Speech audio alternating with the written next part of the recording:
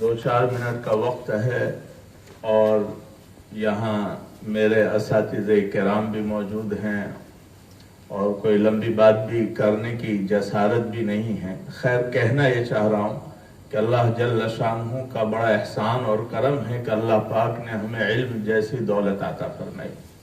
لیکن درمیان میں مجھے ایک بات یاد آئی جو ہمارے رفیق محترم فرما رہے تھے کہ آج کل ہمارے درمیان جو سب سے بڑی کمی اور کمزوری ہمیں دکھائی پڑتی ہے، اور میں دنیا میں جاتا آتا رہتا ہوں اور وہاں پر جو چیز مجھے نظر آتی ہے وہ یہ ہے کہ عام متن علماء ایک دوسرے کو ہضم نہیں کر پاتے.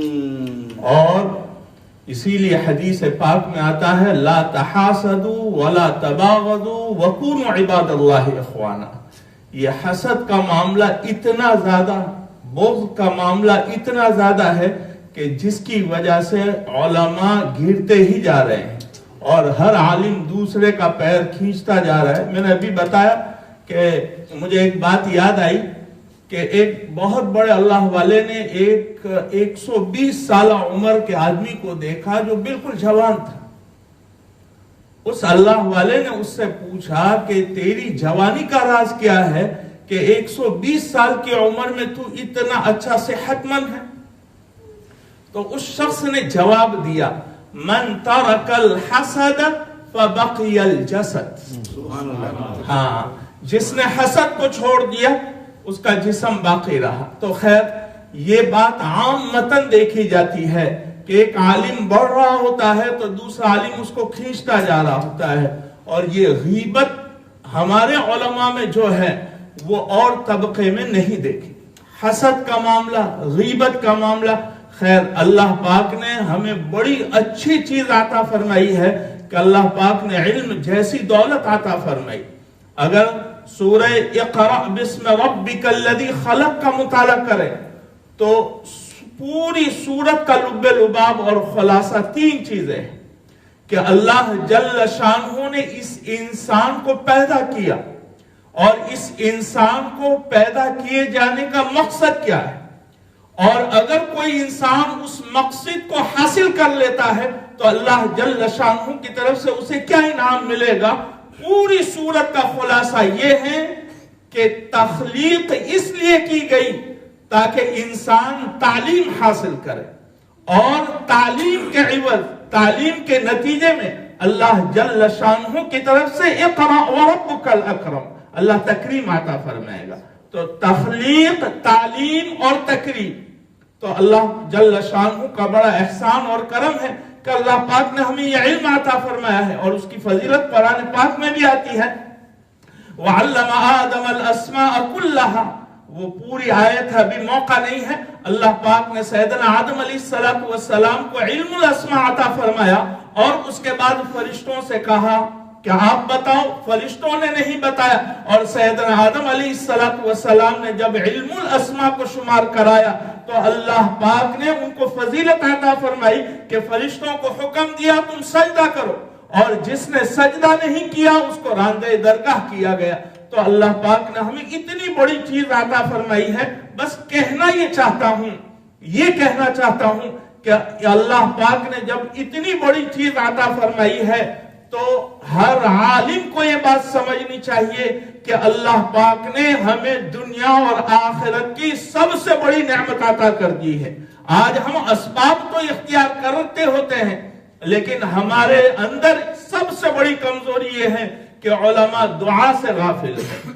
علماء کو دیکھا جاتا ہے کہ عام مطلب ہم لوگ تہجد سے غافل ہیں، حالانکہ ہمارے اکابر نے جو کام کیا ہے اس میں عام متن اس بات کو دخل ہے کہ وہ رات کی تنہائیوں میں مصلی کی پشت پر سوار ہوتے تھے.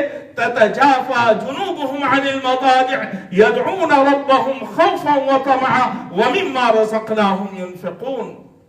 رات کی تنہائیوں میں وہ مصلی کی پشت پر سوار ہوتے تھے اور دن میں بستیوں میں نکل کر محنت کرتے تھے.